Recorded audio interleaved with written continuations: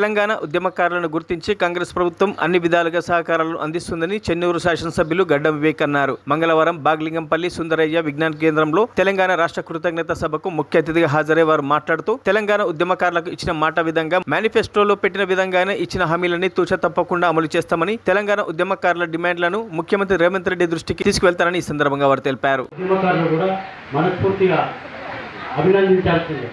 ఈరోజు ఒక రాష్ట్ర ప్రభుత్వం కూడా రేవంత్ రెడ్డి కూడా వాళ్ళ మేనిఫెస్టోలో పెట్టడం అంటే ఉద్యమకారులను గుర్తించి ఎఫ్ఐఆర్ ఉండడంతో వారికి 250 స్థలం ఇంకా కూడా అనేకమైనటువంటి ఉద్యమకారుల పరిస్థితులు కూడా బాగలేవు. చాలా ఆర్థికంగా కూడా వెనుకబడినారు. కేసులై జైళ్ళై కోర్టుల చుట్టూ తిరిగి అనేకంగా కూడా వెనుకబడి ఉన్నారు.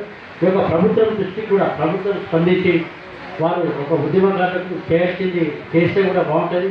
ఎంపీ ఎలక్షన్లో కూడా ఒక తెలంగాణ ఉద్యమకారుల కూడా తీసుకున్న నిర్ణయాన్ని అందరూ స్వాగతించవలసిందే. అవుట్రైట్గా కాంగ్రెస్ ప్రభుత్వాన్ని గెలిపించాల్సిందే. అప్పుడు గెలిపించినట్టయితే ఉద్యమకారులకు 100% న్యాయం జరుగుతుంది. గత ప్రభుత్వ హయాంలో కూడా ఉద్యమకారులను గుర్తించిన పాపన పోలేదు.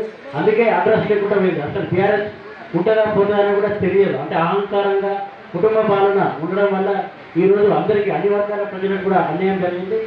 అందరూ కూడా అర్థం చేసుకొని ముందుకెళ్ళాలని ప్రతి ఒక్క ఉద్యమకారులు కూడా శ్రీనివాసన్న గారి నాయకత్వంలో ముందుకు వెళ్ళాలని, ఉద్యమకారులకు కూడా ప్రభుత్వం కూడా వారికి పెన్షన్ 250 స్థలము మరియు వారి ఆర్థిక స్థితిగతులను అనుసరించి కూడా ఒక ఆర్టీసీ బస్ పాస్ అన్ని సదుపాయాలు కల్పించి ఏ విధంగా అయితే ఇప్పుడు భారతదేశ స్వాతంత్ర ఉద్యమంలో అయితే ఏ విధంగా పోరాటం గుర్తించిందో అదేవిధంగా తెలంగాణ ఉద్యమకారులను గుర్తిస్తే కాంగ్రెస్ ప్రభుత్వం చిరస్థాయిగా ఉద్యమకారుల గుండెల్లో ఉండిపోతుంది.